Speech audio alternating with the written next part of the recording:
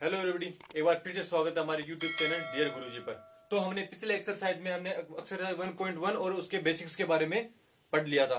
ठीक है, तो आज हम बात करते हैं एक्सरसाइज 1.2 और इसके बेसिक्स के बारे में। तो 1.2 के बेसिक में हमें दिया हुआ है सेट के टाइप्स के बारे में। तो सबसे पहले हम सेट के टाइप्स के बारे में पढ़ेंगे और उन्हीं पर आधारित हमारी एक्सरसाइज 1.2 है, तो उसके बाद में 1.2 के बारे में अध्ययन करेंगे। तो हम शुरू करते हैं सेट के टाइप्स को।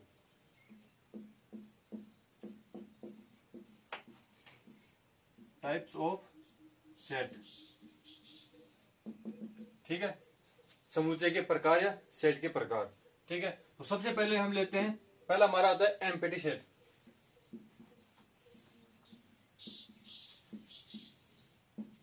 इसको हम बोलते हैं नल सेट भी बोलते हैं, या हिंदी में बोलते हैं इसको रिक्त समुच्चय।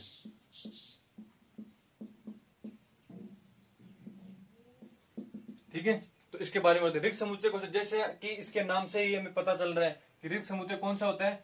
वो समुच्चय जिसके अंदर कोई भी अवयव नहीं हो, कोई भी अवयव नहीं होगा, वो रिक्त समुच्चय होगा या एम्प्टी सेट होगा। ठीक है, एग्जांपल के लिए देखिए, अगर हमें इस प्रकार से कोई सेट दिया हुआ है, ए इक्वल टू इस प्रकार से दिया हुआ है, तो इस सेट में हमें यहाँ पे देखने को मिल रहा है कि यहाँ पे कोई भी अवयव नहीं है, तो ये कौन सा एम्प्टी सेट होगा। और अन्य एग्जाम्पल के तौर पर देखें तो जैसे कि ऋणात्मक प्राकृत संख्याओं का समुच्चय, natural number set of negative natural number set. तो हमें पता होता है कि प्राकृत संख्याओं में नेगेटिव वैल्यू नहीं आती है। नेचुरल नंबर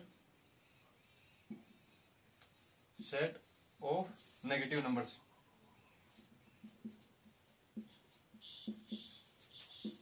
तो प्राकृत संख्याओं में हम नेगेटिव वाली संख्या नहीं लेते। तो इस प्रकार के सेट में यहाँ पे अगर इसका सेट बनाना हो तो इसमें कोई भी अवयव नहीं आएगा, तो ये खाली सेट होगा। इसमें कोई भी निशान नहीं लगाते, सिर्फ इस प्रकार से डिनोट करते हैं। और इसको एक अन्य प्रकार से इस प्रकार भी डिनोट करते हैं कि इसको हम फाइव लिख सकते हैं। ये फाइव का साइन होता है, तो इसको फाइव से भी डिनोट किया जाता है। ठीक है, इसके बाद में आता है हमारा दूसरा प्रकार का सेट होता है फाइनाइट सेट।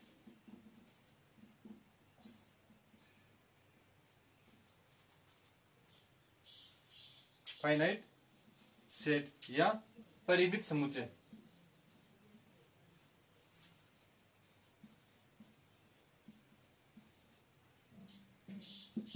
ठीक है, फाइनाइट सेट।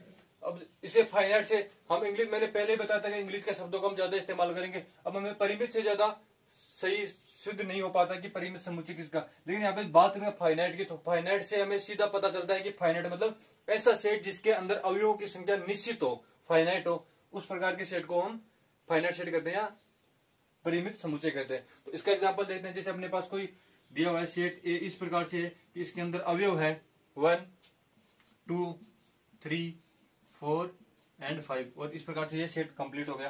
तो ये सेट है, तो इस सेट के अंदर 1, 2, 3, 4, 5 हम इनको काउंट कर सकते हैं।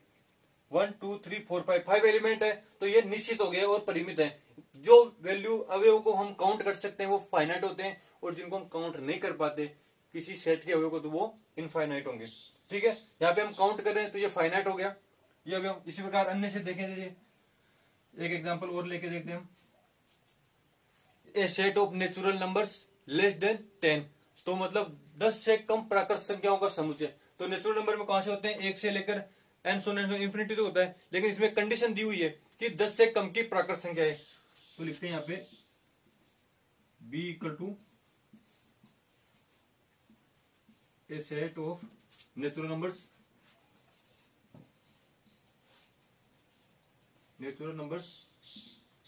जहां पे x less than equal to 10 है।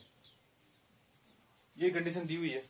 ठीक है, तो 10 से कम की प्राकृत संख्या को समुच्चय हो गया। तो इसमें कौन कौन सी वैल्यू आएंगी, 1, 2 एंड सो ऑन, 10 तक की वैल्यू आएंगी। तो ये एक इसमें काउंट कर सकते हैं, इसमें कितनी वैल्यू आ रही है, 10 वैल्यू आ रही है, तो ये काउंट हो गया। तो इस प्रकार के सेट को हम बोल देंगे फाइनाइट सेट। ठीक है, हमारे दो टाइप्स हो गए। अब बात करते हैं थर्ड की। फाइनाइट के बाद में आता है इनफाइनाइट सेट।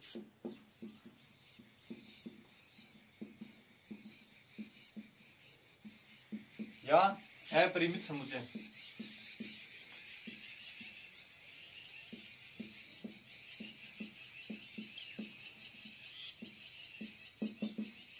ठीक है, तो अपरिमित समुच्चय कौन सा होता है, जिस प्रकार हमने देखा फाइनाइट सेट में इसमें आने वाले अवयव को हम काउंट कर सकते हैं या निश्चित अवयव हो, वो होता है फाइनाइट सेट। तो इसी का विपरीत यह है अपरिमित, जिनको हम काउंट नहीं कर सकते या जिनकी हमें संख्या का मान या निश्चित पता न हो कि इसमें कितने अवयव हैं। इस प्रकार के सेट इनफाइनाइट के अंतर्गत आते हैं। जैसे एग्जाम्पल के लिए देखिए, हमारे पास कुछ दिया हो 2, 4, 6, 8 एंड सो ऑन, इस प्रकार से दिया हुआ, तो हमें यहाँ तो ये तो पता है शुरू कहां से हो रहा है, लेकिन अंत वाली वैल्यू का हमें पता नहीं है। तो ये आगे से आगे चलता जाएगा, इसमें हमें संख्याओं को मान इसको काउंट नहीं कर सकते, ये इसलिए इनफाइनाइट सेट हो गया। और एग्जांपल देखें तो हम बोल सकते हैं इंटीजर सेट या इंटीजर नंबर्स का सेट। तो इंटीजर नंबर में कौन से होते हैं, इसमें माइनस इनफाइनाइट से लेकर प्लस इनफाइनाइट तक। इनफाइनाइट कोई काउंट नहीं किया जा सकता, उसमें कितनी भी वैल्यू सकते हैं। तो सेकेंड एग्जाम्पल देखते हैं, तो a set of integers number, integers number, ठीक है, ये भी एक इनफाइनाइट सेट हो गया। इनफाइनाइट सेट भी हो गया। इसके बाद बात करते हैं हम इक्वल सेट की। इक्वल सेट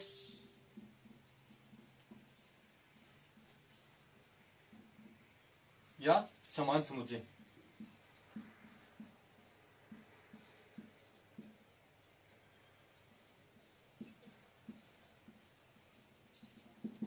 समान समुच्चय कौन सा होता है, वह सेट जिनके अंदर अवयव तथा अवयव की संख्या तथा अवयव दोनों ही समान हो। वे सेट जिनमें अवयव तथा अवयवों की संख्या दोनों समान हो, इस प्रकार के सेट इक्वल सेट या समान समुच्चय कहलाते हैं। एग्जाम्पल के तौर पर एग्जाम्पल देखते हैं, ठीक है। जिसे अपने कोई संख्या ली 1, 3, 5, 7, 9, ठीक है, ये हो गए। इसी प्रकार ये तो हो गया एक सेट लिया।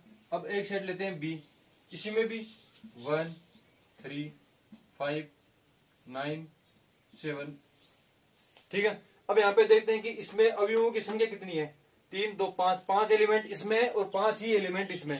तो देखने में 5 एलिमेंट दोनों में सेम तो है, लेकिन इसी के साथ साथ एलिमेंट भी सेम है।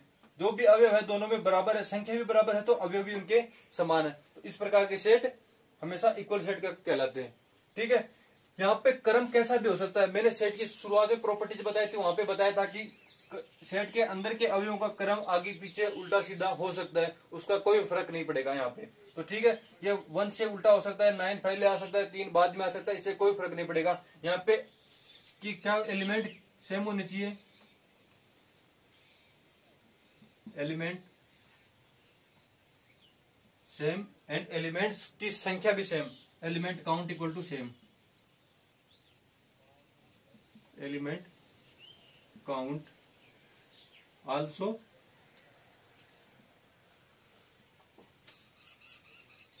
सेम होनी चाहिए, ठीक है। तो वो सेट कौन सा होगा, इक्वल सेट होगा। तो अपने 4 सेट हो गए। अब फिफ्थ की बात करते हैं। फिफ्थ है अपना इक्विवेलेंट सेट या समतुल्य समुच्चय, हिंदी में बोलते हैं इसको समतुल्य समुच्चय।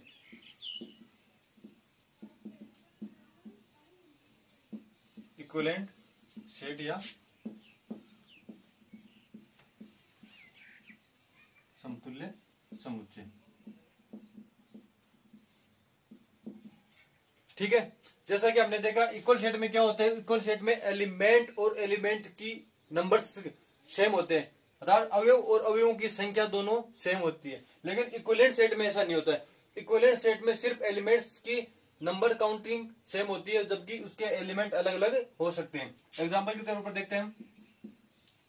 फर्स्ट ए दिया हुआ है इस प्रकार से हमारा ए बी सी, हम इसको स्मॉल लेटर्स में लेते हैं अंदर वाले अवयवों को, ए बी सी डी, ठीक है। इसी प्रकार एक दूसरा सेट है बी, वो इस प्रकार से ई एफ जी एच, ठीक है। तो इसमें भी यहाँ पे 4 एलिमेंट है और इसमें भी 4 एलिमेंट है। तो दोनों में एलिमेंट्स के नंबर्स तो सेम है, लेकिन एलिमेंट अलग अलग है। अगर एलिमेंट्स दोनों सेम हो जाते तो वो इक्वल सेट हो जाता, लेकिन अगर एलिमेंट्स के नंबर सेम है तो ये एक प्रकार से इक्विवेलेंट सेट हो जाएगा, ठीक है।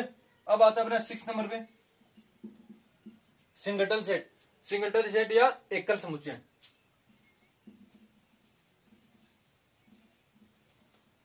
सिंगलटन सेट या एकल समुच्चय।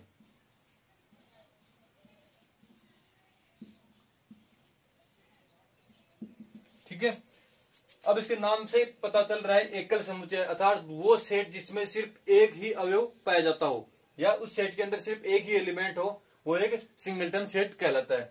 तो एग्जांपल के तौर पर देखिए, ए इक्वल टू, इसमें दिया हो ए, तो एक सिंगलटन सेट है, या बी इक्वल टू 1, ये एक तरह का एकल सेट है। ठीक है, तो ये हमारे 6 टाइप के सेट हो गए और इनको हमने विस्तार से इनके बारे में जान भी लिया, इनकी परिभाषा भी ले, इसके नाम भी ले लिए। हिंदी और इंग्लिश दोनों में नाम है, तो ये हिंदी मीडियम और इंग्लिश मीडियम दोनों विद्यार्थियों के लिए एक तरह से उपयोगी वीडियो है। तो आप दोनों देखें और अपना विचार जरूर प्रकट कीजिएगा। अब हम बात करते हैं एक्सरसाइज 1.2 की। ठीक है, हमने सेट के टाइप्स के बारे में पढ़ लिया, अब बात करते हैं एक्सरसाइज 1.2 की। तो अपने एक्सरसाइज 1.2 का फर्स्ट क्वेश्चन है, वो देखते हैं। तो इसमें दिया हुआ है, निम्नलिखित में से कौन सा रिक्त समुच्चय के उदाहरण है। इसमें 3-4 एग्जांपल्स दिए, उनको बारे में हमें बताना है कि कौन सा रिक्त समुच्चय का उदाहरण और क्यों है, ये भी बताना है। तो ठीक है, हमें बताना है एमपीटी सेट के बारे में। तो हम एक एक को समझेंगे कि कौन सा रिक्त समुच्चय है और कौन सा रिक्त समुच्चय नहीं है, अर्थात एमपीटी सेट। तो इसमें पहला दिया हुआ है 2 से भाज्य विषम प्राकृत संख्याओं का समुच्चय। तो सबसे पहले हम लिखते हैं 2 से भाज्य विषम प्राकृत संख्याओं का समुच्चय। तो सबसे पहले हम विषम प्राकृत संख्या लिखते हैं। तो विषम प्राकृत संख्या कौन सी होती है? 1, 3, 5, 7, 9 और इस प्रकार से ये हो गई हमारी विषम प्राकृत संख्याएं। अब इसने एक कंडीशन और दी है कि ये 2 से भाज्य भी होनी चाहिए। तो 2 से भाज्य, तो 2 से भाज्य कौन सी होगी? ऐसी संख्या जिसमें 2 का पूरा पूरा भाग जा रहा हो। तो इनमें यहाँ पे हमें ऐसी कोई भी संख्या नहीं मिल रही जो 2 से पूरी तरह से विभाजित हो या 2 से भाज्य हो। तो ये एक तरह का एमपीटी सेट होगा, अर्थात फर्स्ट वाला है अपना एमपीटी सेट। क्यों है? क्योंकि विषम संख्याओं में 2 का पूरा पूरा भाग नहीं जाता, तो इसलिए ये एक एमपीटी सेट होगा। अब बात करते हैं सेकंड की। सेकंड है सम अभाज्य संख्याओं का समुच्चय। ठीक है, सम अभाज्य संख्याएं। तो सबसे पहले बात करते हैं अभाज्य संख्याओं की। अभाज्य संख्याएं कौन सी होती हैं? अभाज्य संख्याओं में 1 नहीं आता, 2 से स्टार्ट करते हैं। 2 आया है, 2 के बाद में होता है 3, 3 के बाद में आता है 5, 5 के बाद में आता है 7, उसके बाद में 11 और इस प्रकार से ये चलता है। ये हो गया अभाज्य संख्याओं का समुच्चय। अब इसमें दिया है कि 2 से भाज्य सम अभाज्य संख्या को, सम 2 से भाज्य नहीं, सिर्फ सम अभाज्य संख्याओं का। तो इनमें से हम सम संख्या चुन लेंगे। एक तो ये हो गई सम, और आगे कोई सम संख्या है नहीं, क्योंकि आगे कोई सम संख्या है वो 2 से तो विभाजित होगी। तो अपने पास सिर्फ एक एलिमेंट आ रहा है, वो कौन सा है? a equal to 2। तो क्या ये रिक्त समुच्चय है? क्या रिक्त समुच्चय की परिभाषा के अनुसार उसमें कोई भी अवयव नहीं होना चाहिए, लेकिन यहाँ पे तो कोई एक अवयव आ रहा है, 2 है, तो ये एक प्रकार से रिक्त समुच्चय नहीं होगा, अर्थात जो होगा not empty.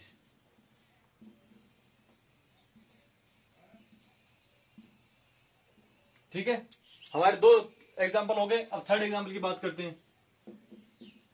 Question number first है, उसका थर्ड पार्ट। इसमें दिया हुआ है अक्स है सच दैट, अक्स एक प्राकृत संख्या है। इसके लिए अक्स एक प्राकृत संख्या है, x is a natural number, natural number. लेकिन इसके साथ में कंडीशन दी हुई है। कंडीशन क्या दी हुई है? कि अक्स का मान 5 से तो कम है एंड 7 से अधिक है। तो इसके अक्स की कंडीशन दी हुई है कि 5 से तो अक्स का मान कम है और 7 से अधिक है। तो हम पहले इस कंडीशन को सोल्व कर लेते हैं। अक्स का मान 5 से कम अर्थात -1, 0, 1, 2 नेचुरल नंबर है, तो -1 वाली संख्या नहीं आएगी, इसको उठा देंगे। 0, 1, 2, 3, 4 और 5, 5 से कम 5 नहीं आएगा, तो 5 को भी उठा देंगे। एंड 7 से अधिक, तो 7 से अधिक कौन सी होगी? 7 नहीं आ रहा, 7 से अधिक संख्या लेनी है, तो यहां से स्टार्ट होगी 8, 9, 10, इस प्रकार से फिर चलती जाएंगी। ठीक है, तो अब इनमें देख रहे हैं इन दोनों की कॉमन कौन सी आ रही है। तो इनमें कॉमन कोई भी 5 से कम और 7 से अधिक में कोई भी ऐसी संख्या नहीं आ रही जो अक्स के अंदर आती है, नेचुरल नंबर हो। तो ये इस प्रकार से यहाँ पे इसमें कोई, इस सेट में कोई भी अवयव नहीं आएगा। ए इक्वल टू सिंगलटन, अर्थात ये एम्प्टी सेट होगा। तो हमारा थर्ड एग्जांपल भी एम्प्टी सेट होगा। क्यों होगा? सबसे पहले हम यहाँ पे अक्स की कंडीशन दी हुई है, इस कंडीशन को सोल्व करेंगे। इसमें दिया हुआ है अक्स का मान 5 से कम होना चाहिए, तो 5 से कम हमने लिख लिया 0 1 2 3 4 और 7 से अधिक होना चाहिए। तो ऐसी कोई भी संख्या नहीं होगी जो 5 से तो कम हो लेकिन 7 से अधिक हो। ठीक है, तो ये एक तरह का एम्प्टी सेट होगा। इसके बाद में बात करते हैं एग्जाम्पल नंबर 4 की। फोर्थ है, किन्हीं भी दो समांतर रेखाओं का उभयनिष्ठ बिंदु। यहाँ पे अपने को दे रखा है y such that y is a समांतर रेखाओं का उभयनिष्ठ बिंदु, पैरेलल लाइंस का उभयनिष्ठ बिंदु। तो पैरेलल लाइंस,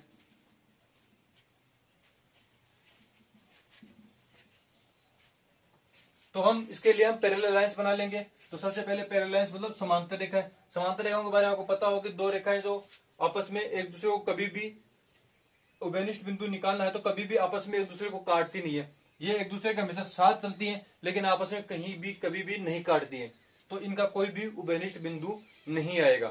ठीक है, समांतर रेखाएं दोनों एक साथ चलती हैं लेकिन ऐसी कोई भी जगह नहीं आएगी जहां पर ये आपस में काटेंगी, तो इसका कोई उभयनिष्ठ बिंदु नहीं आएगा। अतः ये भी एक तरह का एम्प्टी सेट है। ठीक है, कंप्लीट हो गया। अब बात करते हैं क्वेश्चन नंबर 2 की। ठीक है, क्वेश्चन नंबर 2 ने बताया है कि निम्नलिखित समुच्चय में से कौन परिमित और कौन अपरिमित है। हमें यहाँ फाइनाइट और इनफाइनाइट सेट के बारे में बात करनी है। Finite and infinite set. हमारे पास नीचे 4 इसके पार्ट दिए हुए हैं, 5 पार्ट हैं जिनमें से फाइनाइट और इनफाइनाइट सेट के बारे में पता करना है कौन सा सेट फाइनाइट है और कौन सा सेट इनफाइनाइट है। तो पहले पर बात करते हैं, पहले पॉइंट पर बात करते हैं। इसमें दिया गया वर्ष के महीनों का समुच्चय, वर्ष के महीनों का समुच्चय ईयर।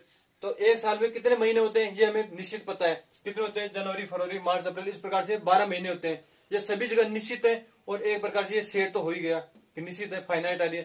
तो हम इसमें गिन सकते हैं कि कितनी वैल्यू आ रही है, तो हमारे पास 12 है तो निश्चित मान है, तो ये एक तरह का फाइनाइट सेट हो जाएगा। तो वर्ष के महीनों का समुच्चय फाइनाइट सेट। ठीक है, फर्स्ट हो गया फाइनाइट। अब बात करते हैं सेकंड की। सेकंड हमें दिया हुआ है इस प्रकार से 1 2 3 ये डॉट डॉट। तो हम जहां भी क्वेश्चन में ये दिया हुआ डॉट डॉट डॉट डॉट, इसका मतलब ही इनफाइनाइट होता है, क्योंकि अगर यहाँ पे डॉट डॉट देने के बाद अंत में यहाँ पे कोई संख्या होती तब तो ये फाइनाइट हो जाती, लेकिन यहाँ पे अंत में हमें कोई संख्या नहीं दी हुई है, तो इस प्रकार से ये सेट क्या हो गया, इनफाइनाइट हो गया, क्योंकि इसमें संख्याओं की निश्चित मान नहीं है हमारे पास। तो ये हो गया इनफाइनाइट। ठीक है, अब बात करते हैं थर्ड नंबर पे। थर्ड नंबर है अपने पास इस प्रकार से दिया हुआ है 1 2 3 99 और 100। तो जैसे कि मैंने ऊपर वाले में बताया था कि अगर यहाँ अंतिम में कोई संख्या जाती है तो वो एक निश्चित मान हो जाता है, क्योंकि हम उनको गिन सकते हैं। तो यहाँ से 1 से लेकर 100 तक की, तो इसमें कितने मान आ रहे हैं, 100 मान आ रहे हैं, तो हम इनको गिन सकते हैं, कोई एक निश्चित मान है। ठीक है, तो ये किस प्रकार का सेट हो गया, फाइनाइट सेट। ठीक है, फाइनाइट हो गया। अब बात करते हैं फोर्थ नंबर पर। ठीक है, क्वेश्चन आप बुक से देख लेना, वरना मैं बोल के बता रहा हूं, आपको समझ भी जाएगा, बिना बुक के भी आप इनको अच्छे से पढ़ सकते हैं। 100 से बड़े धन पूर्णांकों का समुच्चय। अपना फोर्थ वाला पार्ट है 100 से बड़े धन पूर्णांक। पूर्णांकों में कौन सी संख्या आती है, पूर्णांक के बारे में आपने मेरे नंबर सिस्टम में बताया था, पूर्णांक संख्या। तो 100 से बड़ी हमें पूर्णांक संख्या लेनी है।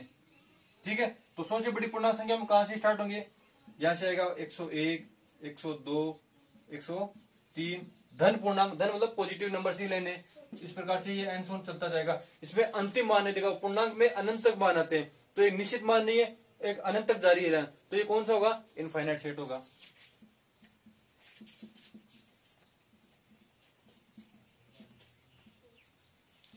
ठीक है, इसके बाद में फिफ्थ क्वेश्चन है,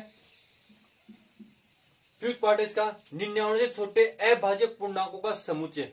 तो 99 से छोटे अभाज्य पूर्णांक, तो हमें सबसे पहले अभाज्य संख्याओं के बारे में लिखना है और उसके पूर्णांक होने चाहिए। तो अभाज्य संख्या कौन सी स्टार्ट होती है, सबसे पहली अभाज्य संख्या होती है 2, उसके बाद में आता है 3, उसके बाद में आता है 5, उसके बाद में आता है 7, और ये इस प्रकार चली जाती है, और इसमें लास्ट में है 99। तो 99 तो एक भाज्य संख्या है, लेकिन इससे पहले की ऐसी कौन सी संख्या है जो अभाज्य होगी, तो वो आती है 97। ठीक है, तो यहाँ पे हमें अंतिम मान के बारे में पता है कि अंतिम वैल्यू कौन सी आ रही है, तो हम 2 और 97 के बीच की वैल्यू को पता कर सकते हैं, इनको गिन भी सकते हैं, क्योंकि ये निश्चित मान है, कितनी वैल्यू इनको काउंट किया जा सकता है। अगर इनको काउंट किया जा सकता है तो ये फाइनाइट सेट हो गया, फाइनाइट सेट हो गया। इस प्रकार हमारा क्वेश्चन नंबर 2 भी कंप्लीट हो गया। सेकंड क्वेश्चन कंप्लीट हो गया। अब बात करते हैं हम थर्ड क्वेश्चन की। क्वेश्चन नंबर थर्ड में बोला निम्नलिखित समुच्चय में से प्रत्येक के लिए बताइए कि कौन परिमित है और कौन अपरिमित है। वो सेकंड वाला क्वेश्चन फाइनाइट इनफाइनाइट बताना है, तो हमें बताना है फाइनाइट और इनफाइनाइट के बारे में।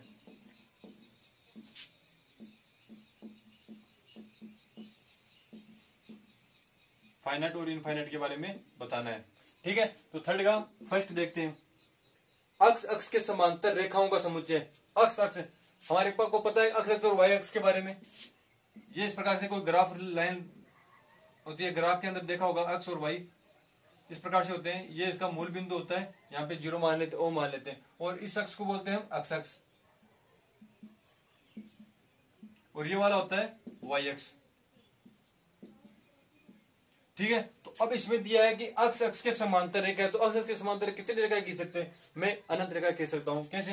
ये ऊपर वाली रेखा हो गई 1 2 3 4 5, इस प्रकार से नीचे 1 2 3 4 5 6 7, कितनी भी रेखा खींच सकते हैं। बता अक्ष के समांतर कितनी रेखा खींच सकते हैं? कोई गिनती नहीं है, लिमिट नहीं है, इनको काउंट नहीं किया जा सकता। तो ये फर्स्ट वाला क्या होगा?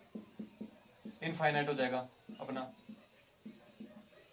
ये एक इनफाइनाइट सेट हो गया। ठीक है, फर्स्ट हो गया। अब सेकंड की बात करते हैं। सेकंड में क्या दिया हुआ है? अंग्रेजी वर्णमाला के अक्षरों का समुच्चय। अंग्रेजी वर्णमाला इंग्लिश में एबीसीडी के बारे में।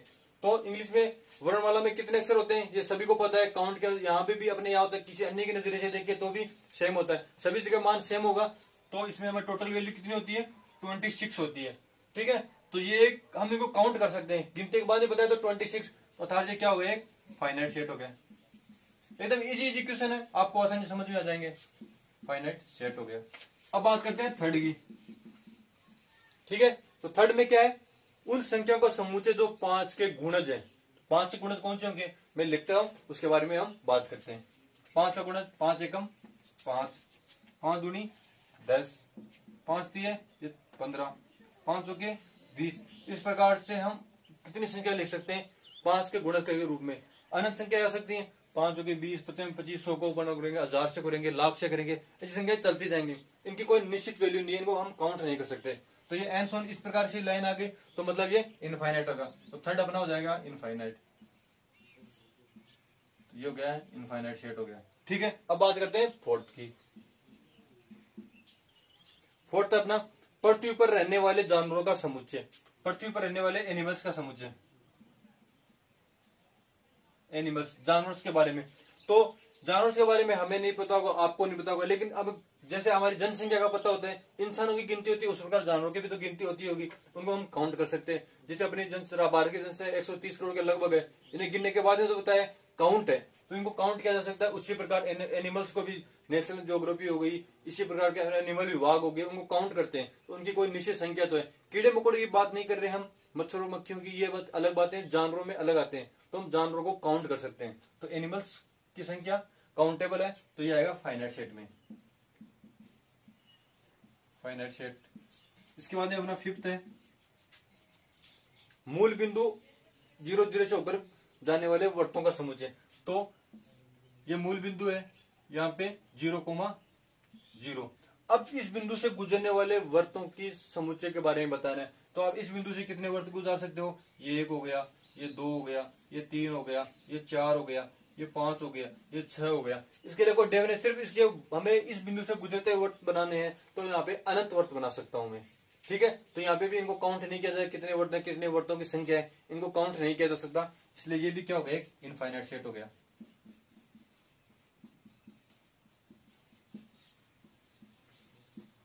ठीक है, थर्ड क्वेश्चन कंप्लीट हो गया। उसके बाद में फोर्थ क्वेश्चन में दिया हुआ है कि हमारे ए और बी 2 प्रकार के सेट दिए हुए हैं। अब इनको बताना है कि दोनों इक्वल सेट है या नहीं, या समान समुच्चय है या नहीं, ये बताने हैं। तो हमारे पास दोनों सेट दिए हुए हैं, अब इनको जांच करेंगे कि ये इक्वल सेट है या नहीं, तो उसके बारे में हम बताएंगे।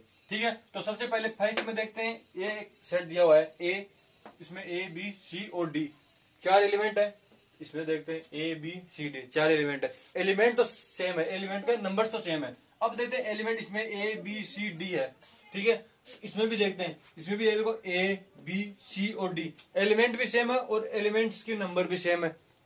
तो यहाँ पे हमें पहले बता चुका हूँ प्रॉपर्टीज के अंदर की सेट की प्रॉपर्टीज में क्रम का कोई महत्व नहीं होता है। तो यहाँ पे ए और बी दोनों सेट इक्वल हो रहे हैं क्योंकि इनमें नंबर भी सेम है और एलिमेंट्स भी सेम है।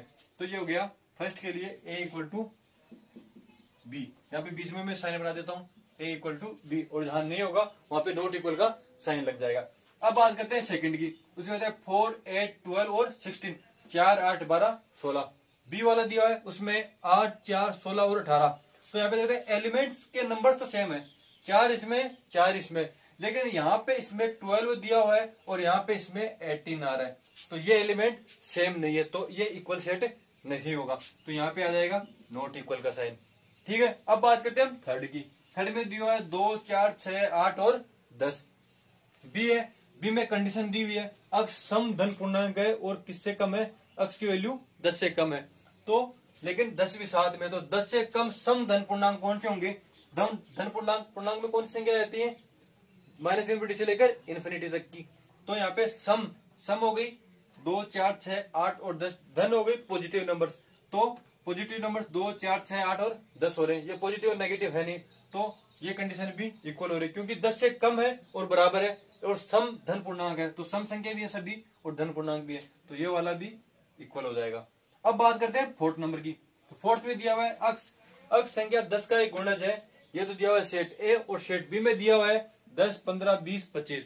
तो सबसे पहले हम ए सेट को सोल्व करते हैं, 10 का गुणज, तो 10 के गुणज निकालते हैं। हमने ऐसा पहले भी किया है क्वेश्चन, उसमें भी आया था, उसमें 5 के गुणज पूछे थे। तो यहाँ पे 10 का गुणज निकालते हैं, 10 को 1 से करेंगे 10 से कम 10, 10 दूनी 20, 10 तिया 30, 10 हो गए 40, और इस प्रकार से ये एक सेट बन गया। तो सेट ए को हम इस प्रकार से भी लिख सकते हैं 10 के गुणज के रूप में, इसको ओपन करके रोस्टर रूप में लिखेंगे तो ये इस प्रकार आएगा।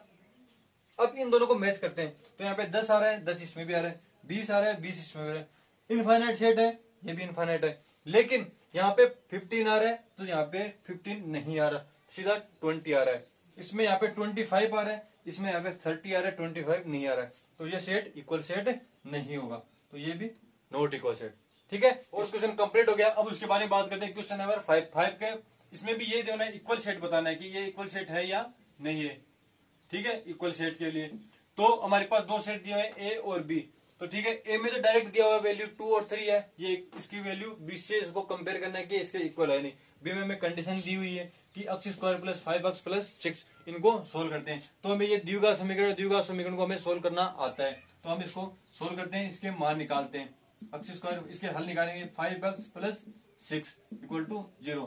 तो ये द्विघात समीकरण आपको हल करने आती होगी, इसको इससे गुना करते हैं तो 6x स्क्वायर हो गया। तो हम इस संख्या के ऐसे टुकड़े करेंगे कि जिनको जोड़ने या घटाने पर तो 5x आता हो और गुणा करने पर उसका मान 6x स्क्वायर रहता हो, ठीक है। तो ऐसी संख्या कौन सी होंगी, x स्क्वायर अपने 10th 9th बहुत पहले से आ जाते हैं, ये आसानी से आप कर लेंगे, एकदम इजी सा है। तो ये हो गया, इसको हम 3x प्लस 2x में कन्वर्ट तोड़ लेते हैं, टुकड़े कर लेते हैं, प्लस 6 इक्वल टू 0। तो ये 3 दूनी 6x स्क्वायर, तो ये तो कंप्लीट ये वाली वैल्यू तो बन रही है। अब जोड़ने पर 3 और 2 5x, ये वाली वैल्यू बन रही है, ठीक है। अब इसको हल करते हैं, इसमें से x कॉमन लिया, अंदर बचा x प्लस 3, ठीक है, प्लस बाहर है, यहाँ पे हमने 2 कॉमन लिया तो अंदर क्या बचा x प्लस 3 इक्वल टू 0। अब हमारे पास दो गुणनखंड आ गए इसके, x प्लस 3 और x प्लस 2 इक्वल टू 0। अब इनको यहाँ पे x की वैल्यू निकालेंगे तो हमारे पास x की वैल्यू आएगी माइनस का 2 और माइनस का 3, तो ये हमारे b का सेट आ गया। सेट b का मान क्या है, -2 और -3, जबकि हमारे पास सेट a में क्या है 2 और 3, दोनों की वैल्यू सेम नहीं हो रही। हाँ 2 3 है, लेकिन ये नेगेटिव वैल्यू है, ये पॉजिटिव वैल्यू है, इसके लिए ये इक्वल सेट नहीं होगा, तो a not equal to b होगा, ठीक है। हमने फिफ्थ का फर्स्ट कर लिया, अब फिफ्थ के सेकंड की बात करते हैं।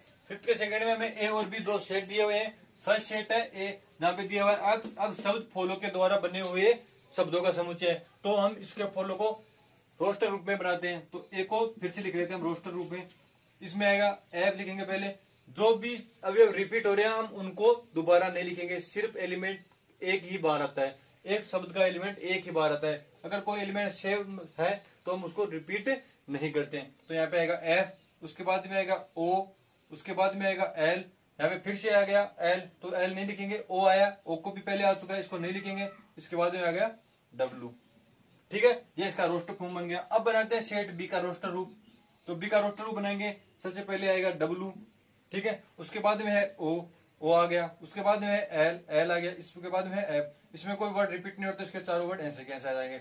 अब इन दोनों में मैच करेंगे कि ये दोनों इक्वल है नहीं, इसमें भी 4 एलिमेंट है, इसमें भी 4 एलिमेंट है, इसमें भी एफ ओ एल डब्ल्यू है, तो इसमें भी F O L W same आ रहे, तो ये दोनों सेट क्या हो जाएंगे, इक्वल सेट हो जाएंगे। तो अर्थात ए इक्वल टू बी, ये सेट क्या हो गया, इक्वल सेट हो गया, अर्थात समान समुच्चय हो गया।